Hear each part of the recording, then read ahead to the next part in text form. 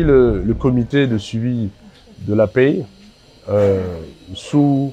la supervision des autorités, dont son Excellence, Monsieur le vice-premier ministre en charge de la fonction publique, Monsieur le ministre des Finances et son Excellence, Monsieur le ministre du Budget,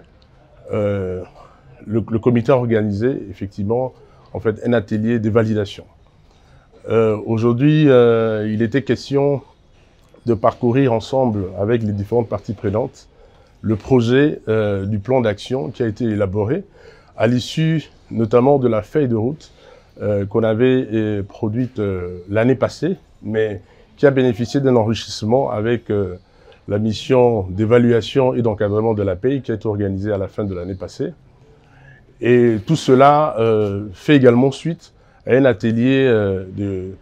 qui a été organisé en 2023, qui a permis à l'époque de passer en revue,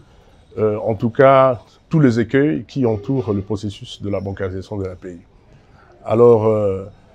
avec les collègues aujourd'hui qui m'entourent et les experts qui continuent à travailler sur le document, donc les plans d'action, comme je le disais tout à l'heure, c'est un plan d'action qui contient beaucoup d'actions couvrant les aspects liés notamment à la paye de proximité. C'est-à-dire que l'idée, c'est de voir quelles sont les actions qui peuvent être menées, notamment au cours de la deuxième partie de l'année, pour faciliter l'exécution de la paye, c'est-à-dire permettre à ce que les bénéficiaires ne soient pas trop éloignés des opérateurs de paye. Mais au-delà de ça, il y a des actions qui touchent notamment aux aspects, je dirais, juridiques, liés notamment à l'organisation du partenariat que nous avons avec les opérateurs de paye, notamment l'ACB, où nous avons un protocole d'accord qui doit faire l'objet d'une révision, mais aussi des actions touchant notamment aux aspects administratifs, comment on peut organiser les circuits, comment on peut implémenter des procédures qui soient clairement comprises par les différentes parties prenantes. Et donc tous ces éléments-là vont in fine concourir à l'amélioration substantielle des conditions avec lesquelles la paye doit se dérouler à travers, disons, fait de la République. Donc voilà un peu brièvement la raison de notre présence aujourd'hui. Mais j'aimerais également signaler qu'à l'issue de cette validation qui est au niveau technique, le document sera soumis pour obtenir un cutis au niveau des autorités de supervision afin de nous permettre de lancer très rapidement la mise en œuvre de cet outil de travail qui va nous permettre d'assurer un pilotage assez éclairé du processus de l'exécution de la paye des agents et fonctionnaires de l'État.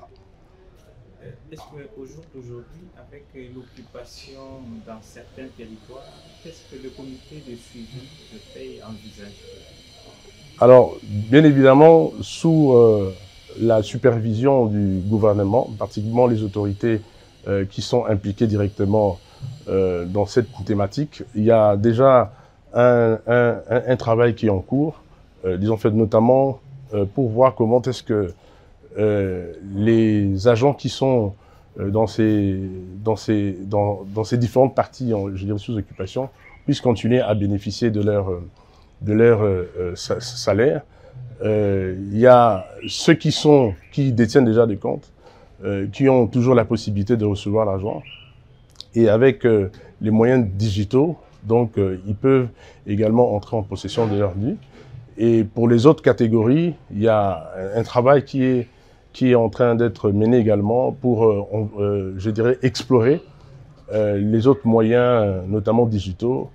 pour faciliter un peu le transfert de ces fonds-là et permettre à ces différentes familles de bénéficier de